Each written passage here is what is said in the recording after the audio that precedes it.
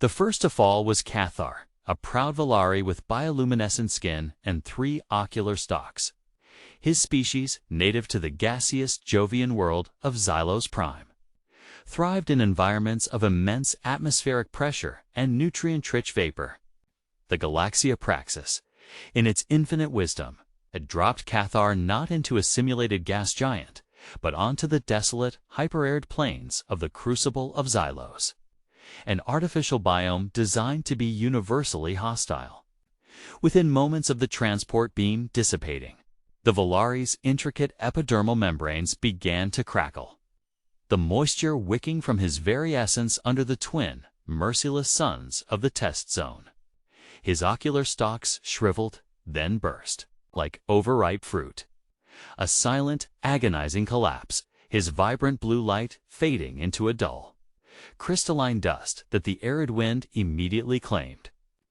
He was not even the first to die, merely the most visible. This was the final, brutal gauntlet for the Galaxia Praxis's most promising students. The Crucible of Xylos, not a test of academic prowess, nor theoretical application, but of raw, primal survival. Every year, hundreds of the brightest minds, the most physically capable specimens from across the known galaxies, were funneled into this ultimate trial. And every year, the vast majority failed. Spectacularly. The goal was not merely to endure, but to adapt, to overcome, to survive against odds that were, by design, astronomically stacked against them. The overseers, observing from the orbital station Omnispectra, called it a purification ritual, separating the truly resilient from the merely educated. Among the scattering of initial candidates, the diversity was breathtaking, and tragically, their downfall. A towering Grokener, built for sub-zero planetary cores, attempted to burrow into the baked earth only to find the ground too dense, the heat too pervasive. Its chitinous plates, designed to insulate against unimaginable cold, became ovens, cooking the creature from within until it simply imploded, a sickening crunch echoing across the silent plain. Nearby, a delicate six-limbed chrysalis from the crystalline world of Ethelgard, known for its psionic resonance with geological formations, tried to meld with a shimmering rock spire. The spire, however, was laced with electromagnetic inhibitors, specifically tuned to disrupt chrysalis neural pathways. Its translucent limbs began to vibrate uncontrollably, then shatter like finely wrought glass. Its psionic scream, unheard by organic ears, registered as a violent red spike on the Omnispectra's monitors before flatlining. The environmental conditions shifted with malicious precision. One moment, the air was a searing furnace. The next, a localized blizzard driven by hypercooled atmospheric vents swept across a narrow canyon. A cluster of reptilian SKR, native to humid swamp worlds, sought refuge in a shallow crevice, their scales already flaking from the dryness. The sudden unnatural frost bit into their delicate heat-regulating organs, turning them rigid, lifeless statues. Their desperate, rasping cries were quickly silenced by the biting wind. The Crucible did not discriminate. It simply annihilated. It exploited every physiological vulnerability, every innate instinct, every evolutionary bias, turning them into fatal flaws. Amidst the chaos, amidst the alien forms convulsing, freezing, desiccating, a lone bipedal figure moved. He was unremarkable in stature, his skin a pallid, unremarkable tone, his form devoid of exotic appendages or glowing organs. This was Kaelen Vance, the sole human candidate. He wore simple, utilitarian survival gear, dark and unadorned, a stark contrast to the intricate, often ornate, biological adaptations of his peers. While the Volari dissolved and the Grokener detonated, Kaelen did not flinch. He did not panic. He merely stood, observing, his gaze sweeping across the landscape with an unsettling calm. There was no fear in his eyes, only a deep, almost amused assessment. The ground beneath him was a treacherous tapestry of razor-sharp crystallizations and sudden, unstable fissures that opened without warning, exhaling plumes of corrosive vapor. The air itself shimmered with unseen energy fluctuations, capable of disrupting advanced bioscanners and rendering navigational systems useless. Predatory flora, disguised as harmless rock formations, extended barbed tendrils in silent, lightning-fast strikes. Every element of this engineered world was a weapon, honed to perfection. It was a symphony of destruction, played out on a grand scale, designed to break even the most resilient will. A sudden, high-frequency, sonic pulse ripped through the air, designed to disorient and incapacitate species reliant on complex auditory processing. Several multi-limbed insectoid Zorgon, their compound eyes glazing over, stumbled blindly into a patch of volatile geysers, their exoskeletons disintegrating in a hiss of steam and superheated fluid. Kaelen Vance, however, merely tilted his head slightly, his hand moving to a small, almost imperceptible device near his ear. A slight hum, a tiny adjustment, and the disorienting wave passed over him, leaving him unaffected. He wasn't resisting the test's assault. He was bypassing it. He took a slow, deliberate breath, the filtered air tasting faintly metallic. His movements were fluid, economical, devoid of wasted energy. There was no frantic searching for cover, no desperate plea for salvation. He walked with a quiet purpose, his boots crunching softly on the pulverized remains of a long-extinct, non-native flora that had been introduced solely to test the candidate's ability to discern between edible and lethal. He knew, with an instinct far deeper than academic knowledge, that the true danger here wasn't just the environment. It was the illusion of control, the assumption of safety, the belief that there was an easy way out. The Crucible of Xylos was merely a stage. The real test was what lay within the candidates themselves. And Kaelen Vance, alone among the dying, seemed to understand this with an almost unsettling. The Crucible of Xylos was not merely a physical trial.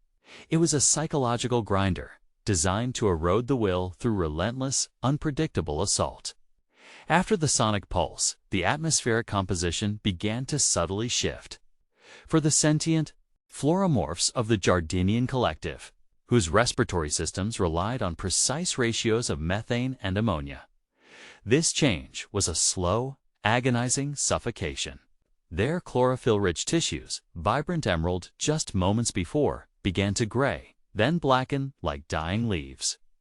They crumpled, their root-like appendages retracting into brittle knots.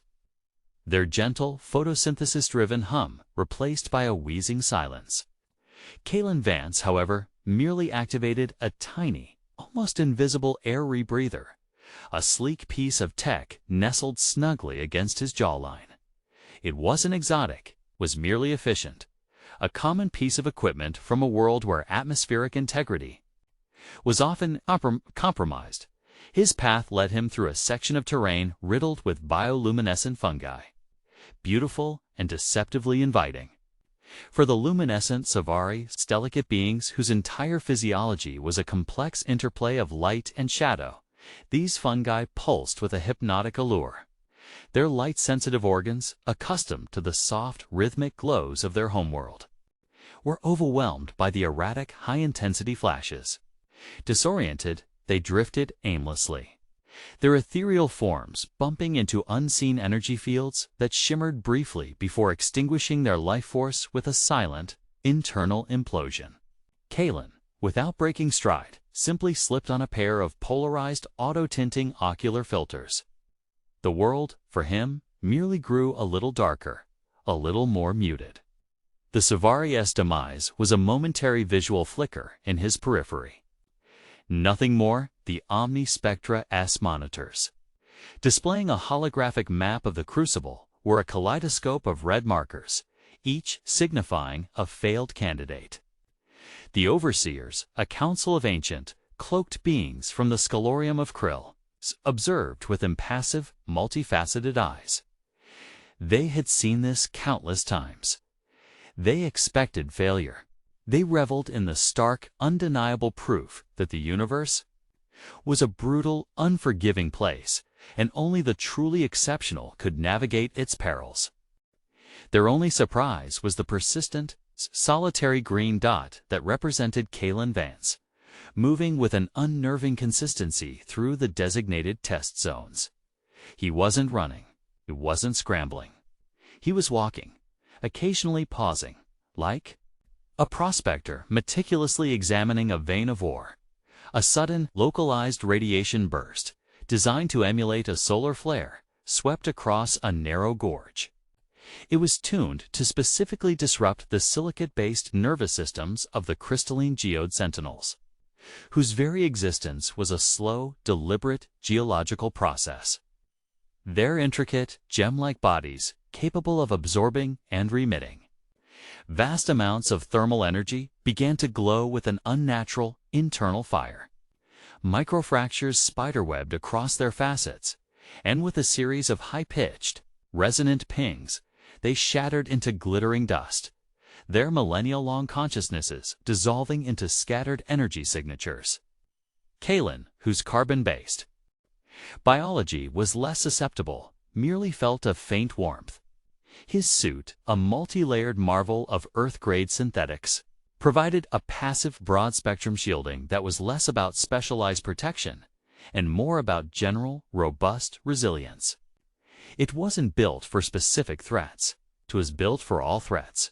He reached a section of the Crucible known as the Serpent's Coil, a labyrinthine series of narrow passages where the air was thick with neurotoxins imperceptible to most senses but devastating to complex nervous systems.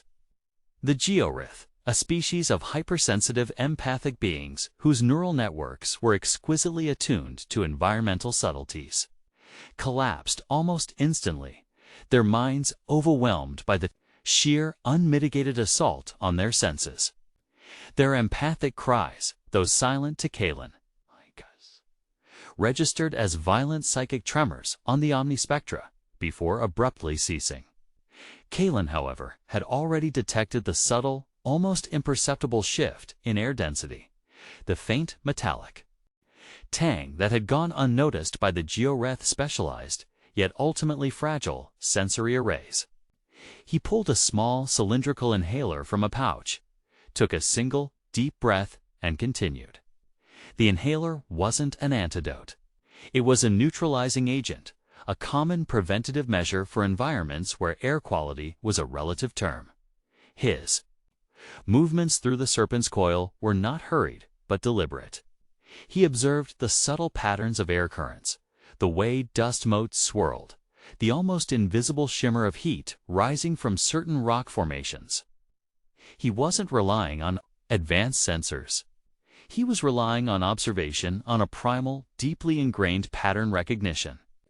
It was the kind of observation honed not in pristine academic environments, but in the gritty, unpredictable chaos of a world where one wrong step, one missed detail, meant a very permanent end. The Crucible threw its worst at him: sudden shifts in gravity, localized temporal distortions that caused moments to stretch into agonizing minutes for others, ground tremors that opened gaping maws in the earth. Each time, Kaelen responded with a quiet, almost dismissive efficiency. He didn't possess exotic abilities. He couldn't phase through matter or manipulate gravity or generate protective energy shields from his own being. His technology was not cutting-edge by galactic standards. It was merely robust, adaptable, and most importantly, redundant. Every system had a backup, every function a manual override. It was the philosophy of survival, born from a planet that had seen every conceivable disaster, both natural and self-inflicted, and learned that true resilience lay not in specialization, but in the terrifying breadth of one's experience. Kaelen Vance was not extraordinary by galactic metrics. He was merely human, and in the Crucible of Xylos, that seemed to be the most terrifying advantage of all. A faint, almost imperceptible smile touched his lips as he stepped over the calcified remains of a fallen georith, the smile of someone who recognized a familiar, somewhat amateurish attempt at genuine peril. The Crucible of Xylos had entered its second phase, the introduction of mobile, adaptive threats, not merely environmental, but biological. From the jagged, shadowed peaks of the Viper's Tooth Range, a pack of Gelthar predators emerged. These creatures, native to the perpetually twilight world of Umbranine. Hunted by echolocation, their massive, sensitive auditory membranes, capable of mapping intricate terrain and tracking the faintest heartbeat from kilometers away. Their sonic shrieks could rupture internal organs, disorient prey, and shatter bone. They were designed to relentlessly pursue, to wear down, to induce panic. The first to encounter them was a delegation of 3 Xylosian whisperweavers. Ethereal beings composed of condensed atmospheric currents and highly resonant neural networks. Their defense mechanism was an innate ability to dissipate their forms into localized air currents, becoming virtually invisible and intangible. But the Galthar's echolocation wasn't reliant on visual or thermal signatures. It tracked the minute atmospheric disturbances of any moving mass. The whisperweavers, attempting to fade, merely became clearer targets. Their delicate forms resonating like bells in the Gelthar sonic fields. One by one, their ethereal bodies convulsed, then collapsed inward, their atmospheric forms condensing into small, inert pockets of supercooled vapor that dissipated instantly upon impact with the ground. Kaelen Vance, hearing the distant, piercing shrieks, did not attempt to hide or dissipate. He merely adjusted the frequency output on a small, wrist-mounted device. The device, a standard-issue acoustic dampener, began to emit a low, almost imperceptible counterfrequency, subtly distorting the echolocation waves around him. The Gelthar, their internal maps suddenly glitching, bypassed him entirely. Their guttural snarls growing fainter as they chased phantom echoes of the now extinct whisperweavers. He didn't engage the threat. He simply became a blank spot on its predatory radar. It was not stealth, it was pragmatic obfuscation. The Omnispectra S holographic map continued its grim transformation, now a mosaic of fading red markers. The Scholarium of Krill, their multifaceted eyes fixed on the display, noted Kaelen's consistent, unbroken trajectory. He was not avoiding the threats. He was navigating them with an almost casual disdain. Their highly advanced predictive algorithms, capable of charting billions of potential outcomes, consistently failed to account for the human's seemingly illogical yet utterly effective methods. He moved through areas deemed impassable for organic life, not with specialized shielding or energy manipulation, but with a simple, robust environmental suit and an almost preternatural awareness of his surroundings. Next came the Crimson Weepers, a predatory flora that lay dormant, disguised as harmless, iridescent rock formations. When a living organism passed within its sensory range, it would unfurl razor-sharp, vine-like tendrils, coated in a fast-acting neurotoxin designed to paralyze before consumption. A group of 4 quadlum sentients from the jungle moon of Viridia 7. Their natural camouflage blending perfectly with their native flora, were confident in their ability to evade detection. Their highly specialized optical nerves, however, were attuned to the subtle shifts in photosynthetic energy fields, not the inert chemical signatures of the Weepers. As they passed, the ground erupted, and the sentients, their limbs freezing mid-stride, became grotesque, living sacrifices. Their vibrant green skin fading to a dull, mottled gray as the Weepers began their slow, enzymatic digestion. Kaelen Vance, approaching the same section, did not rely on optical nerves or energy signatures. He pulled a small palm-sized scanner from a pouch. It wasn't a sophisticated biodetector. It was a simple, old-fashioned thermal imager designed to detect minute temperature differentials. The Weepers, though disguised, had a slightly lower surface temperature than the surrounding rocks. The scanner beeped softly, indicating the anomaly. Kaelen simply walked around them, a wide, deliberate berth, his path seemingly meandering, but perfectly calculated. The irony was palpable. While galactic civilizations boasted biosynaptic sensors capable of discerning a creature's mood, Kaelen relied on a heat signature, and it worked. The Crucible was escalating its attacks. The ground beneath Kaelen's feet began to shift, not from geological instability, but from thousands of burrowing sand moths, creatures that hunted by sensing vibrations. They would erupt from the ground, their massive tooth-lined orifices snapping shut with enough force to crush rock. A nimble, gravity-defying Earine, whose species navigated by manipulating localized gravity pockets, attempted to float over the perceived danger zone. But the sand moths didn't merely react to ground vibrations. They generated their own counter-vibrations, disrupting the Erine's delicate gravitational fields. The Earine tumbled, its graceful form becoming a helpless target as it was swallowed whole. A silent, sickening gulp. Kaelen, however, did not attempt to float or evade. He unclipped a small, almost toy-like device from his belt. It was a simple, low-frequency sonic emitter.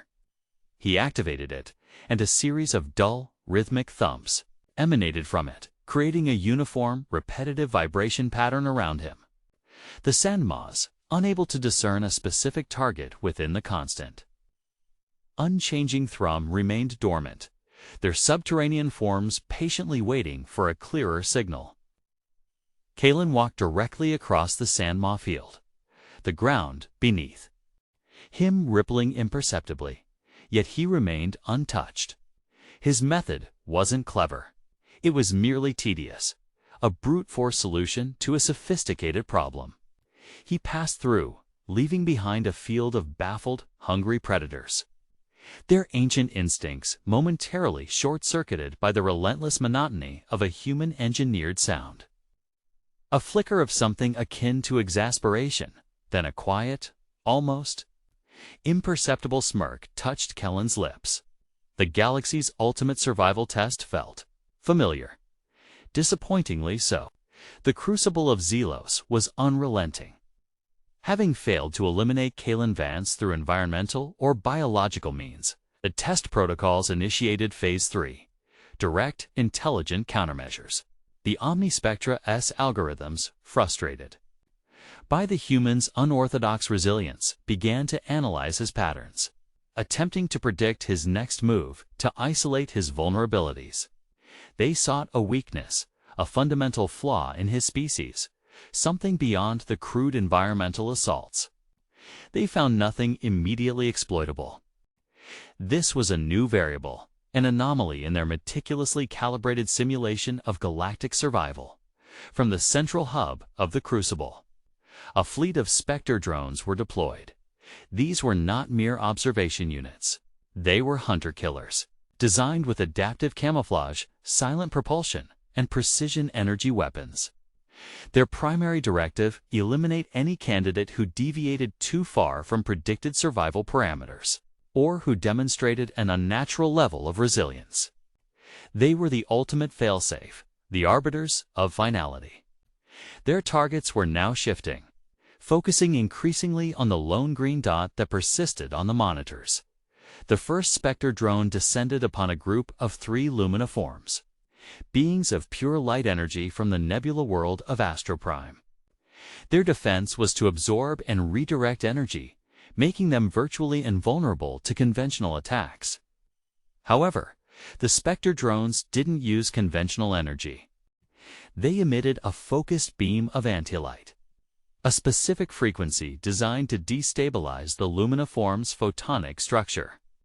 The luminiforms, instead of absorbing, began to flicker violently, their brilliant forms dimming, then imploding into a scattering of inert light particles. Their desperate, silent screams registered as sharp dips in the ambient energy readings of the zone.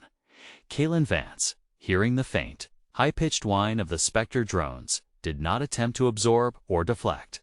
He merely ducked behind a jagged rock formation, pulling out a small, reflective foil blanket.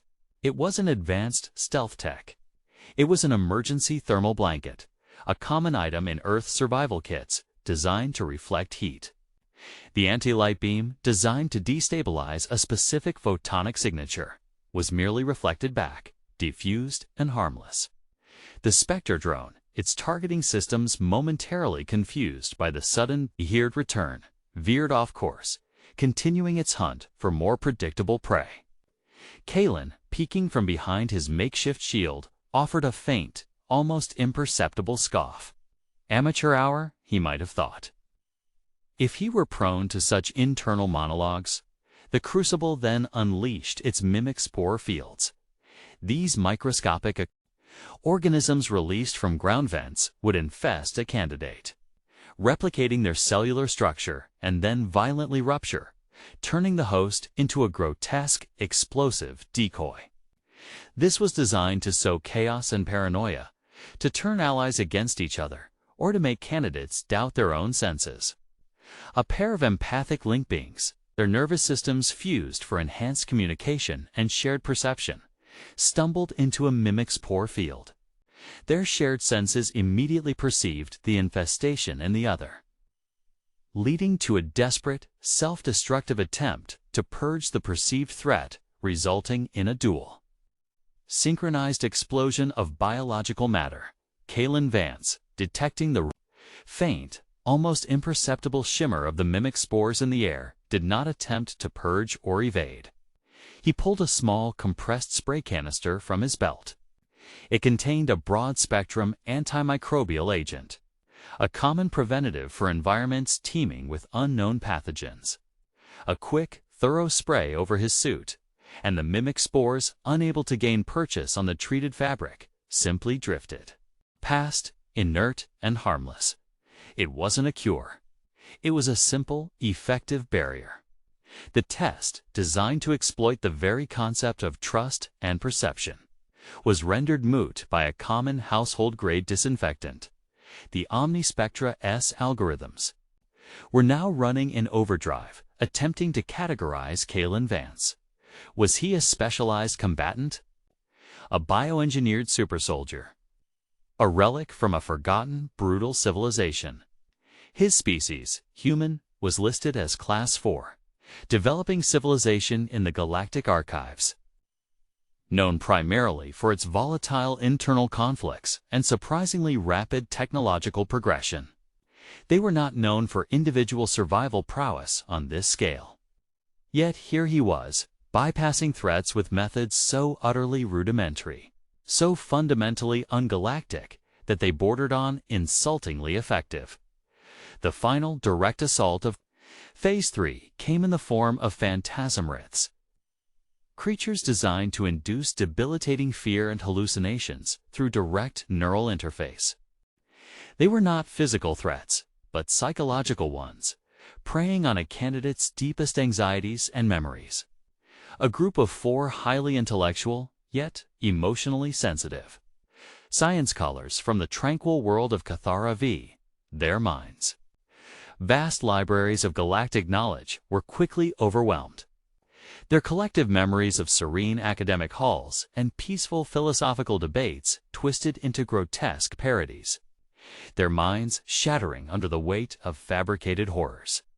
They collapsed into catatonic states, their vacant eyes staring at unseen terrors. Kaelen Vance, as the shimmering, translucent forms of the phantasm wraiths approached, did not succumb to terror. His eyes, though momentarily clouded by the neural interface, quickly cleared. A faint, almost imperceptible twitch played at the corner of his mouth. The phantasm wraiths, instead of finding fertile ground for fear, encountered a mind already accustomed to, perhaps even bored by, genuine horror. The Crucible's manufactured terrors were pale imitations of the nightmares his own species had created, endured, and survived. His mind, instead of breaking, merely processed the neural input as a mild, fleeting annoyance. The phantasm wraiths recoiled, their forms flickering, unable to find purchase in a mind so utterly desensitized to manufactured dread. Kaelen simply walked past them, his expression one of faint, almost pitying amusement. The test, it seemed, wasn't hard enough. Not by a long. The scholarium of Krill, observing from the omnispectra, had designated Kaelen Vance as anomalous variable Theta-7. Their predictive models, once so precise, now spiraled into chaotic indeterminacy whenever his trajectory was input. He was a statistical impossibility, a glitch in the cosmic fabric of their meticulous testing protocols.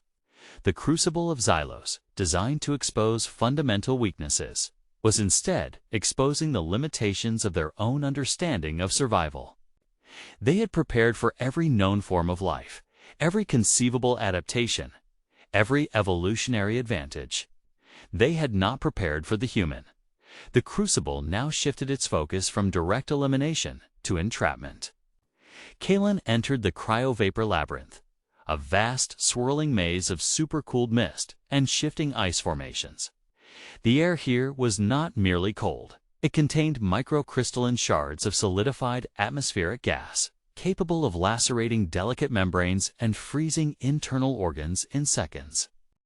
For the multi-limbed, heat-sensitive Thraxian scouts, whose bodies were complex systems of thermal regulation, this labyrinth was an inescapable death trap. Their internal regulators, designed to shed excess heat, went into overdrive, then failed, catastrophically, turning their bodies into brittle, frozen statues that shattered into 1,000 pieces with the slightest touch of the swirling vapor. Their desperate, chittering calls froze midair, crystalline echoes of their demise. Kaelen Vance, however, did not attempt to navigate by thermal imaging or specialized atmospheric sensors. He observed the subtle currents of the vapor, the way the ice formations grew and receded, indicating pockets of stability and zones of extreme flux. He pulled out a small hide-and-seek grappling hook and a length of reinforced auto-tensioning cable. He didn't walk through the labyrinth. He climbed over it, anchoring his cable to stable ice spires, traversing the treacherous expanse high above the killing mist. It was an inefficient, physically demanding method, but it bypassed the environmental threat entirely. While the Thraxians perished from within, Kaelen moved with the slow, deliberate pace of a rock climber ascending a treacherous peak, his breath pluming in the frigid air.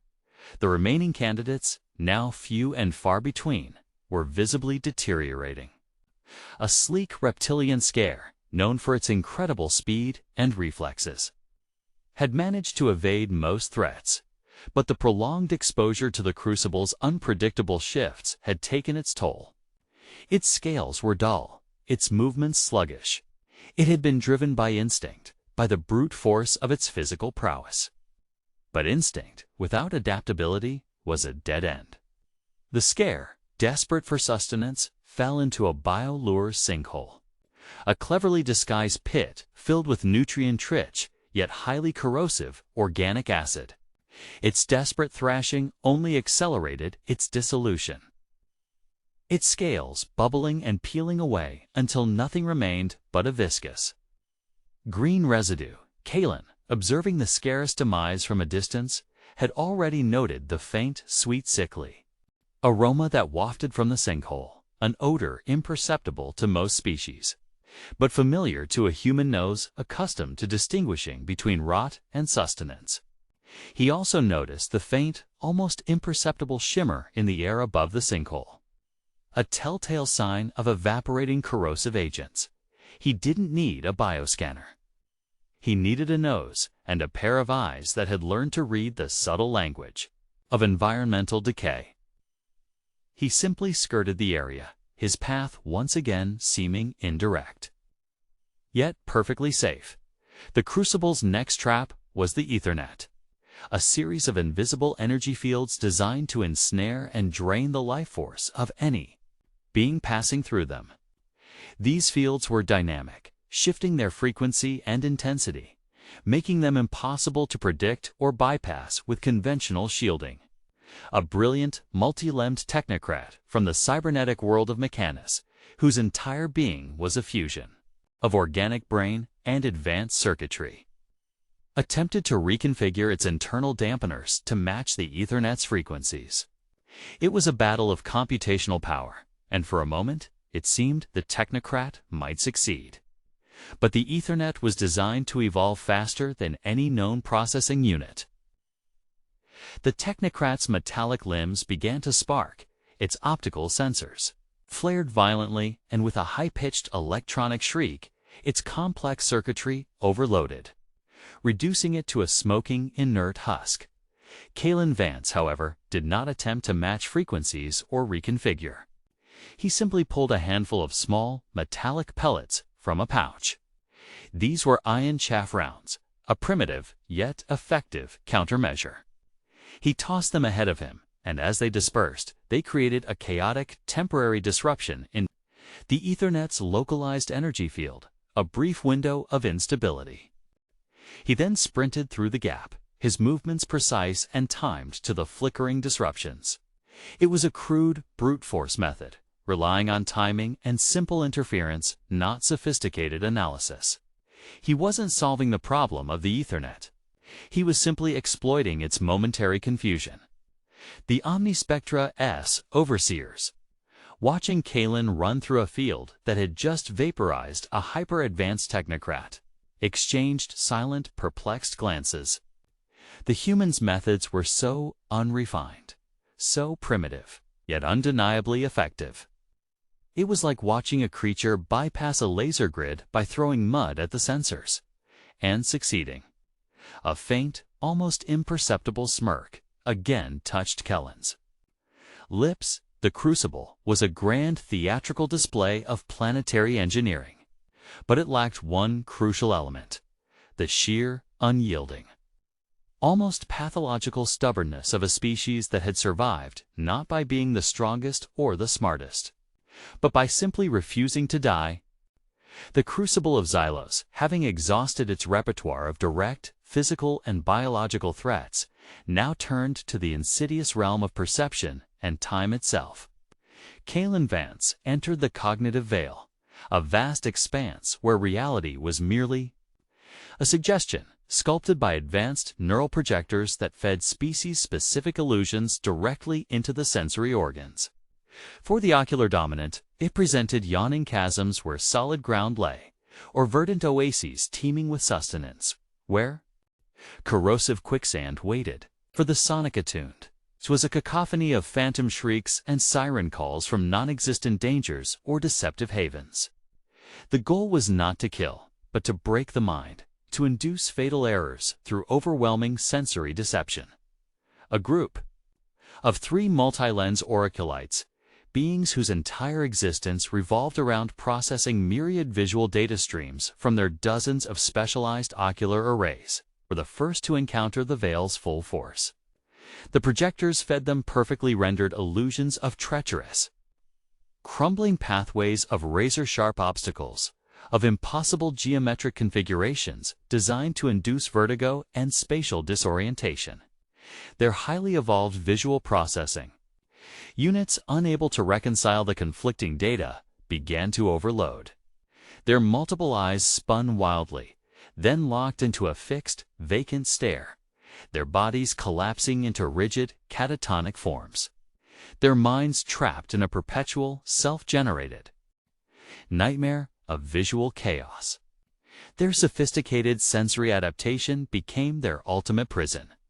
Kaelen Vance, however, did not rely on perfect visual data.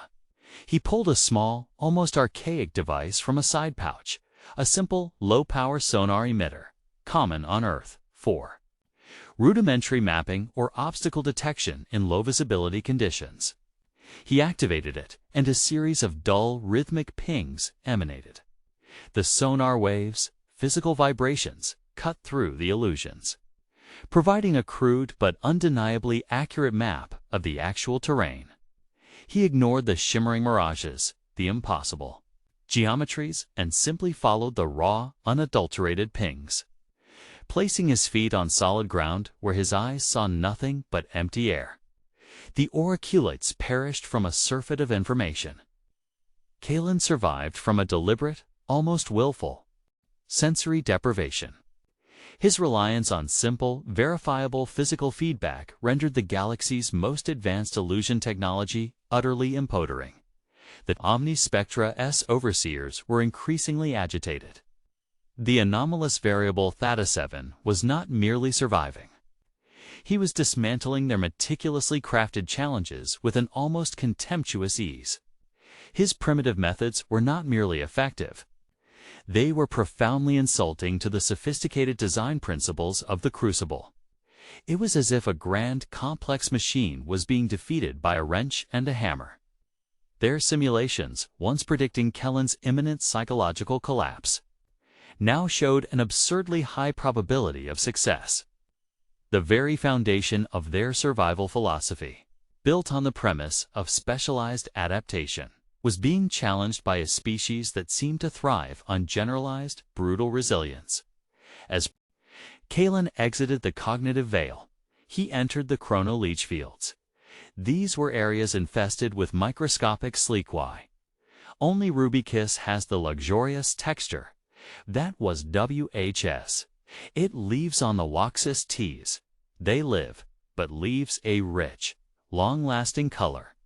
No way/long-lasting. My lash last, to cover lice stacks. This it was proceeds, that /it lays, they were /alas, we expoweth /lav, so wive lav, they recide ax, with I said, by bigga class I, go out to me cat, and I se me ikapsik I ik greasik ikabimi I'll see regik had me lees etskik to sit I got sitats a dilly it's it Abbott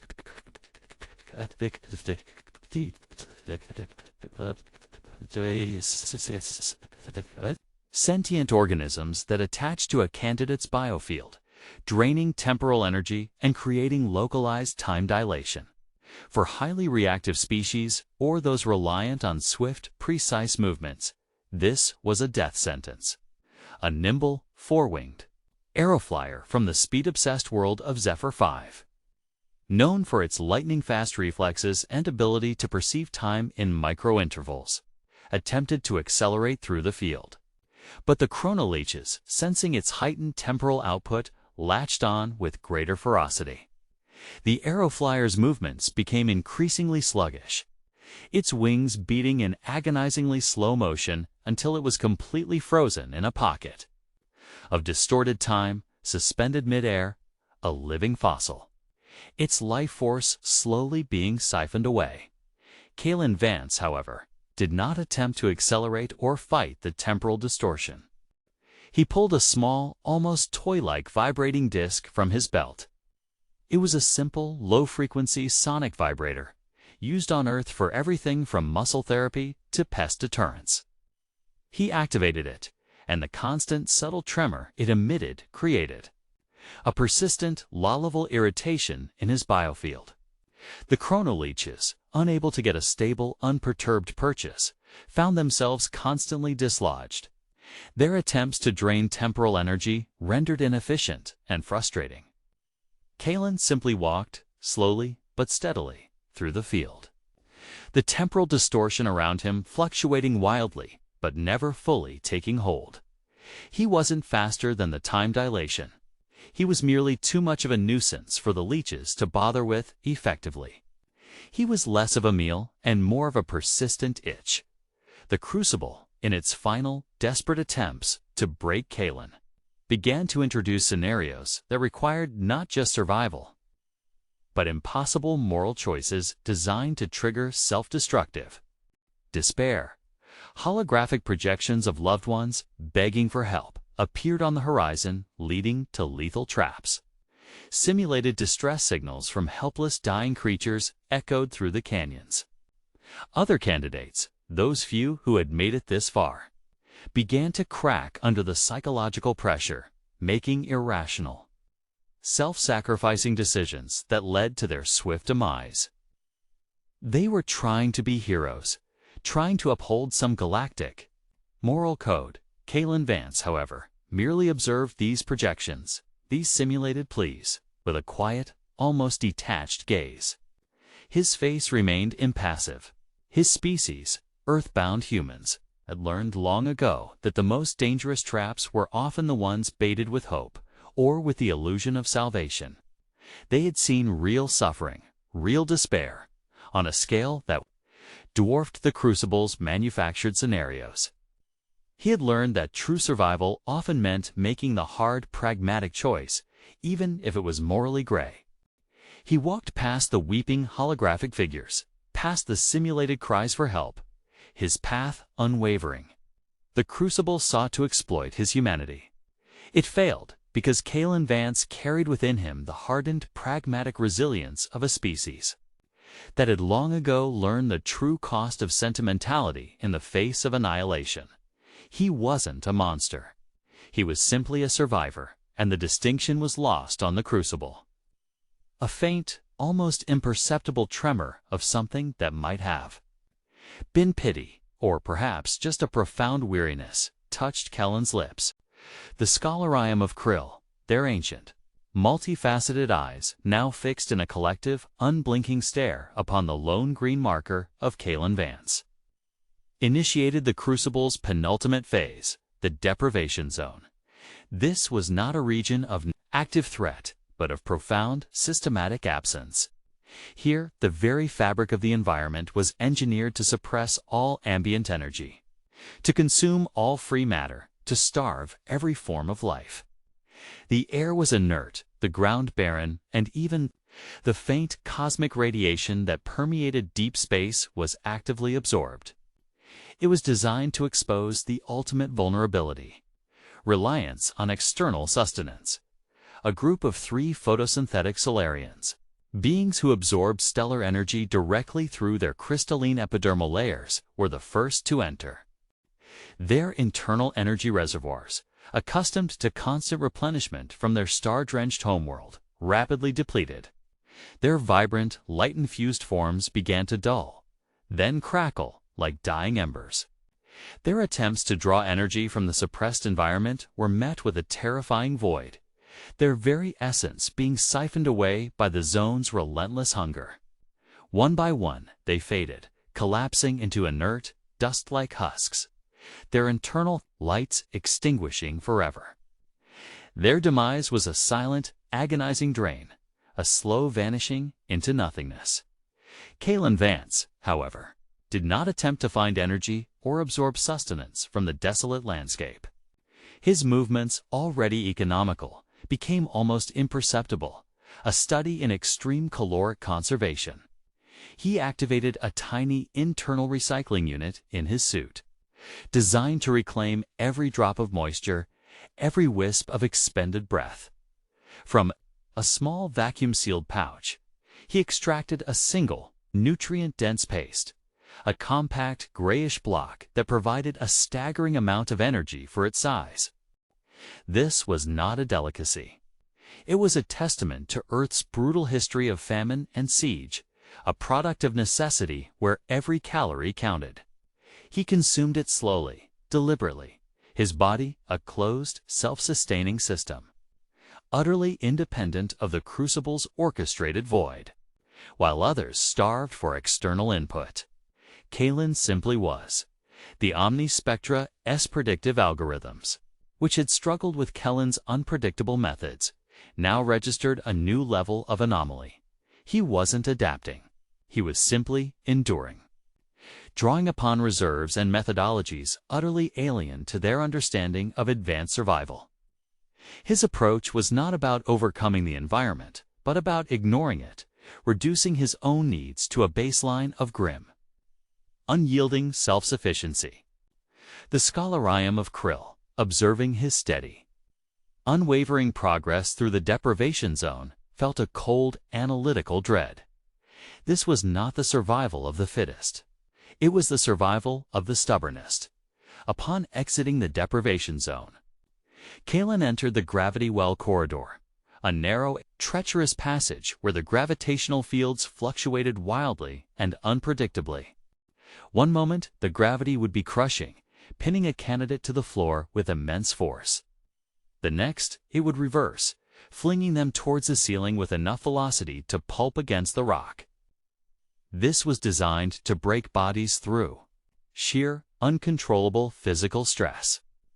To eliminate any being reliant on consistent biomechanical stability, a powerful, 8-limbed gravibeast from the high-gravity world of Atlas V, whose species was accustomed to immense pressure, attempted to brute force its way through. Its massive musculature was designed to withstand and even manipulate localized gravity for short bursts.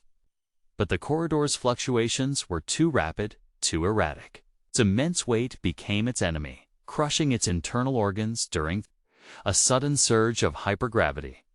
Then, a moment later, it was flung with sickening force against the rock ceiling by a sudden anti-gravity reversal, its hardened carapace cracking like an eggshell. Its last gurgling roar echoed briefly before it disintegrated into a pulpy mess. Kaelen Vance, however, did not attempt to fight the gravity, nor did he possess innate resistance. Instead, he pulled out a series of high-tension, retractable cables, each ending in a powerful, multidirectional magnetic anchor.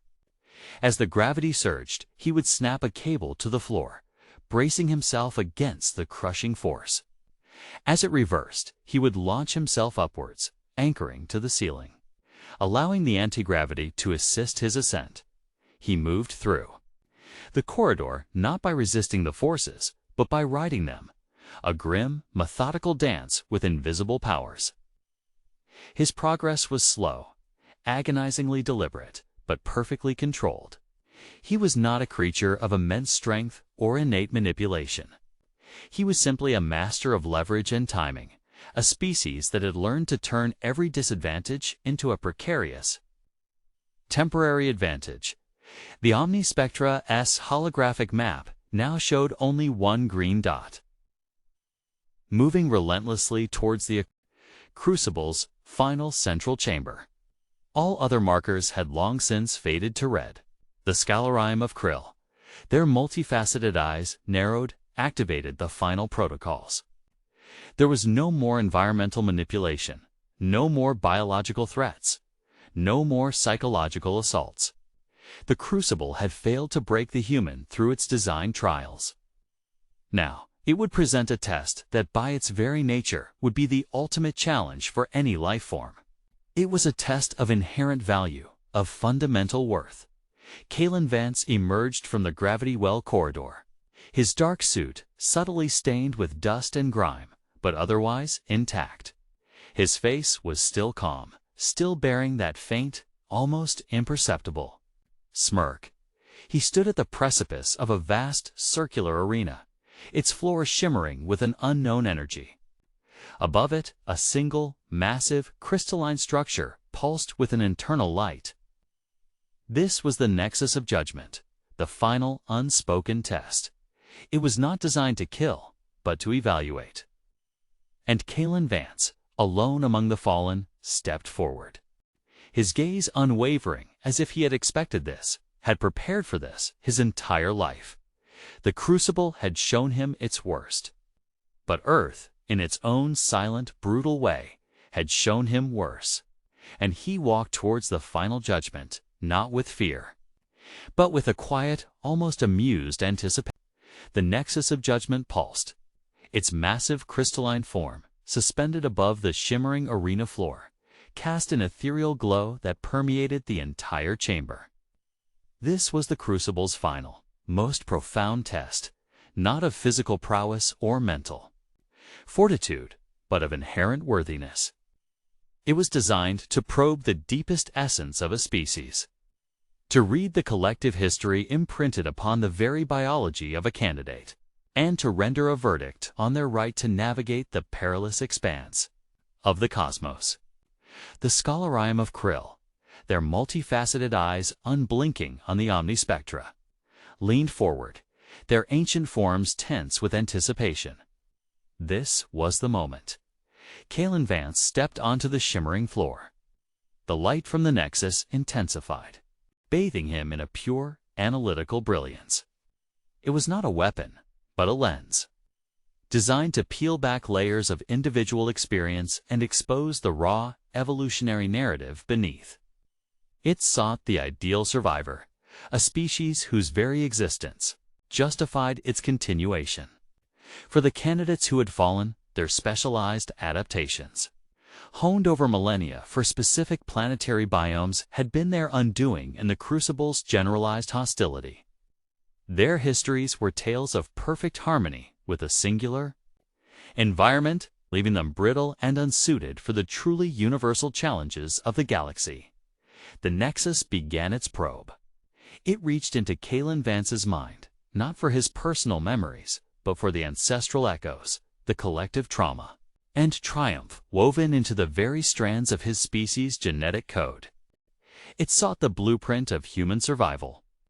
The Nexus expected to find a history of predictable environmental pressures, of a gradual linear evolution towards a specific, optimized form. Instead, it found chaos. The Nexus recoiled, its light flickering, with what might have been galactic bewilderment. It saw not a singular, harmonious evolution, but a relentless, multidirectional struggle. It saw a species born on a world of terrifying geological volatility, continents tearing apart, supervolcanoes erupting, ice ages sweeping across the globe, meteorites scourging the surface.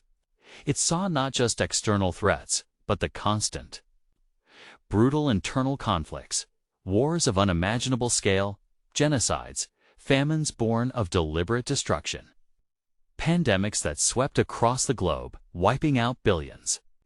It saw a species that had poisoned its own water, scorched its own land, fouled its own air, and still, inexplicably, persisted. The Nexus perceived the human's inherent lack of specialized defenses. No chitinous armor, no innate energy manipulation, no psionic shields, no bioluminescent camouflage. Instead, it saw a species that improvised, that cobbled together solutions from whatever was at hand. It saw creatures who, when faced with overwhelming cold, stripped the hides from other animals.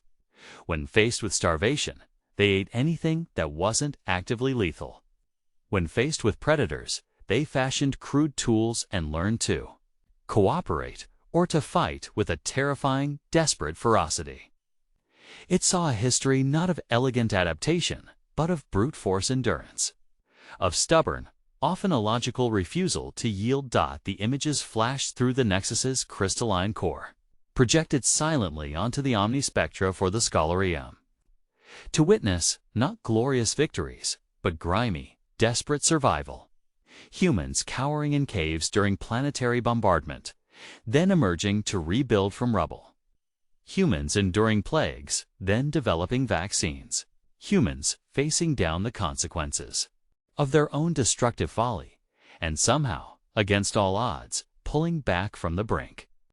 The Nexus saw a species that was simultaneously its own greatest threat and its most tenacious survivor.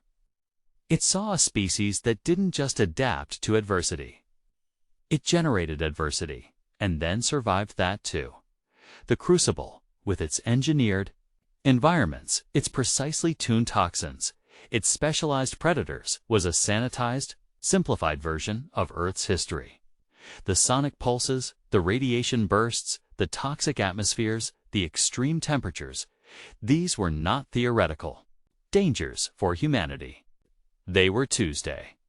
The mimic spores, the phantasm wraiths, the moral dilemmas. These were merely amateur theatricals compared to the psychological warfare and existential crises humans inflicted upon themselves, somehow navigated. Kaelen Vance, standing in the heart of the Nexus's probe, felt the weight of his species' history. He felt the cold of the ice ages, the heat of the fires, the fear of the unknown, the despair of loss, and the fierce, unyielding will to simply continue.